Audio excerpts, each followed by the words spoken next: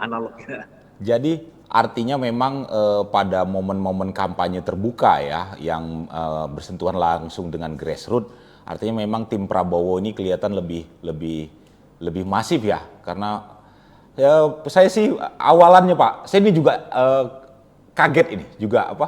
Juga terkejut. Ya, Terkejut itu lebih tinggi dari terkejut Pak. Jadi di atas kenapa bisa angkanya ini bisa di 50% is tembus oke lah, 50. masih masih atau Iya, iya, kemungkinan iya. satu putaran, tapi di angka 58% dan calon lain rasanya tertinggal sampai 2 kali lipat bahkan 3 kali lipat. Itu Ya. rasanya betul-betul sangat di luar dugaan.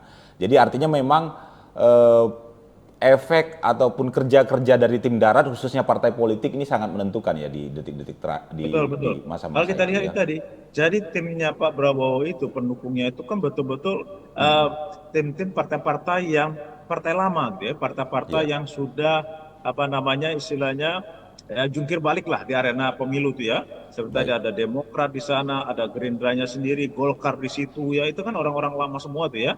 Nah, yang mereka mempunyai kemampuan daratnya yang cukup baik gitu ya. Cukup baik Termasuk ya. di sana ada yang baru, misalnya apa Partai Gelora gitu kan. Kalau kita lihat orang-orangnya kan orang-orang dari ya aktivis-aktivis lama ya. Nah, sehingga itu memang menunjukkan sekali itu pertama.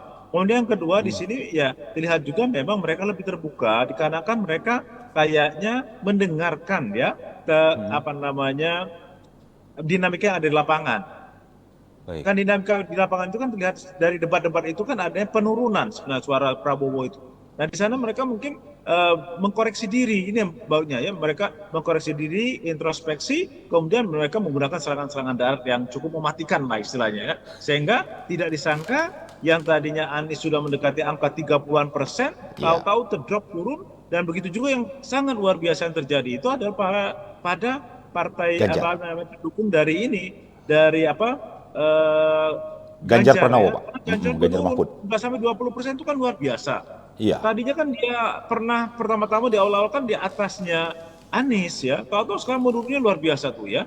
Jadi hampirnya separuh Anies. Nah ini yang artinya ada semacam apa namanya itu perlawanan dari pihak atau penggembosan ya, kita nggak tahu yang mana yang benar, dari pihak yang mendukung Ganjar tadi balik ke Prabowo kayaknya. Di Apa sini sebabnya, saya pikir Pak Dokter? kayaknya efek Jokowi masih kuat nih. Kita Masih kuat. akui itu. Efek Jokowi masih kuat, ya. Kemudian juga tindakan Jokowi terakhir ini juga bisa meredam mereka. Karena apa? Karena Jokowi terakhir kan ketika adanya beberapa deklarasi-deklarasi yang cenderung untuk apa? Menunjuk kepada perannya presiden, ya. Nah, presiden tidak melanjutkan tindakan yang tidak disetujui, meskipun belum tentu salah ya. Dia Ya. tidak. Nah, ketika dia sabar, tidak turun dan menyatakan bahwa dia tidak kampanye, meskipun dia sudah tidak melakukan hal itu secara tidak langsung, dikritik orang banyak. Nah, ini kayaknya mempunyai efek yang besar nih. Masyarakat menyadari bahwa dia bisa mengendalikan keadaan. Nah, ini memang Oke. Jokowi efek ini nggak bisa di apa, nggak bisa dinaifkan lah. Itu terjadi tidak. Jadi Jokowi efek inilah yang kemudian akhirnya menggerus dan menyebabkan suara Ganjar Mahfud itu Betul, jeblok seperti itu. Kalau kalau betul. tidak bisa dikatakan Ya. jelek seperti itu. Begitu ya Pak Nah, artinya. sudah itu kenapa tadi saya bilang tim darat itu yang sangat menentukan? Karena begini, kalau kita lihat dari perbandingan dengan apa suara partai politik, suara partai politik PDIP itu ini loh, meskipun agak turun dibandingkan 2019, tapi dia masih yang tertinggi, sekitar 18%. Ya, Waktu dia 2019 kan 20-an persen, yang 21 betul. persen. Memang agak tergerus, tetapi jangan lupa yang lain juga menurun. Nah, di sini terjadi polarisasi ya, polarisasi pendukung. Dan karena pendukungnya Prabowo itu paling banyak partai, jadi meskipun mereka itu juga turun, tetapi menyebar. Nah, yang ada suatu keunikan adalah ada pendukungnya dari partai apa? Dari pasangan nomor satu. Itu sebenarnya naik. Nasdem itu dengan PKB naik, tetapi naiknya itu tidak bisa mengatasi atau melebihi dari kenaikan yang ada di Prabowo, meskipun yang pendukung Prabowo-nya itu menyebar loh, kenaikannya sedikit. Iya. Nah ini nih yang terlihat bahwa saya khawatirnya ada suatu karakteristik pemilih dalam pengambilan keputusan yang berbeda dengan 2019, meskipun tidak berbeda total ya. Perbedaannya adalah apa? Adalah pada ketika mereka apa namanya kurang begitu mempercayai partai politik, tapi kepada orang ini sangat menonjol, kelihatan sekali penyebaran itu. Jadi hampir seluruh partai politik punya, dapat ya, tetapi justru ini nggak dapat. Justru yang seperti tadi misalnya partai-partai baru ya, Perindo, Gelora, yang Iya, sana banyak aktivis-aktivis yang muncul, aktif muda, itu nggak bisa masuk ke 8 besar.